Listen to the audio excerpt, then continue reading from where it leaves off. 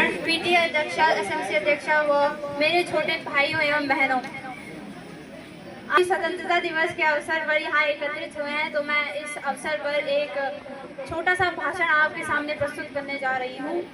तो मैं उस देश की नागरिक हूँ जिसके होठों में गंगा और हाथों में तिरंगा है। कि मैं उस देश की नागरिक हूँ जिसके होठों में गंगा और हाथों में तिरंगा है। वो देश जो कभी सत्यम शिवम सुंदरम, तो कभी वंदे मातरम, तो कभी पंजाब सिंध गुजरात मराठा द्रविड़ उत्कल बंगा है।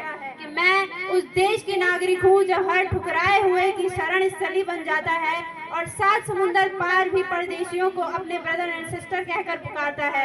यही प्रेम पूज्य भूमि मेरा भारतवर्ष कहलाता है, मेरा भारतवर्ष कहलाता है। आज हम फिर तिरंगे के साये में खड़े हैं। हवा में लहराता हुआ वो तिरंगा हमें सिर्फ आजादी ही नहीं बल्कि उन लाखों बलिदानों की स्मरण कराता है जिन्होंने अपनी सांस इस मिट्टी के नाम कर दी। लिपट कर बदन कई तिरंगों में आज भी आते हैं। यूं ही नहीं दोस्तों, हम स्वतंत्रता दिवस का पर्व मनाते हैं। ये पंक्तियां सिर्फ कविता नहीं है बल्कि हमारे इतिहास की सच्चाई है। आज हम जिस खुले आसमान में सांस ले रहे हैं उसके पीछे अनगिनत शहीदों का लहू, माताओं के आंसू और करोड़ों भारतीयों की तपस्या है।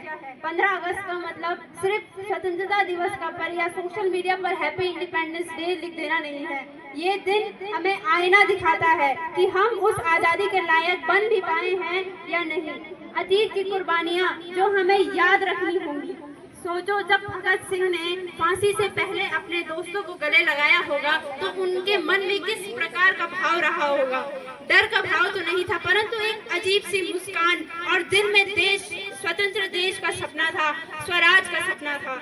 सोचो, जब नेता सुभाष चंद्र बोस ने कहा था तुम मुझे खून दो मैं तुम्हें आजादी दूंगा, तब हर नौजवान का खून कैसे खौल उठा होगा। सोचो, जब रानी लक्ष्मीबाई ने तलवार उठाई थी तब उनके सामने सिर्फ युद्ध नहीं बल्कि एक पूरी पीढ़ी का भविष्य था। इतिहास किताबों में लिखे अक्षर नहीं होते, वे हमारे कंधे पर रखा हुआ एक भार होते हैं। आज का भारत अवसर चुनौतियों का भारत है। 2025 का भारत 1947 के भारत से बिल्कुल अलग है। अब हमारे पास ताकत है, तकनीक है और दुनिया में हमारी एक पहचान है। लेकिन सवाल ये है कि क्या आज हम सही मायने में आजाद हैं? क्या हम भ्रष्टाचार, नफरत, आलस और अज्ञानता से आजाद हो पाए हैं? क्या हम अपने देश की सड़कों, नदियों, खेतों और शिक्षा व्यवस्था को इतना मजबूत बना पाए हैं कि अगली पीढ़ी हमें गर्व से याद करे? सच कहूँ तो आज़ादी एक दिन की नहीं, हर दिन की लड़ाई है। आज हमारा दुश्मन कोई भारी ताकत नहीं बल्कि हमारी सोच की सीमाएं हैं। तिरंगे की असली कसम तिरंगे से में आता है। बहुत खुशनसीब होता है वो खून जो देश के काम आता है, जो देश के काम आता है। जय हिंद, जय भारत।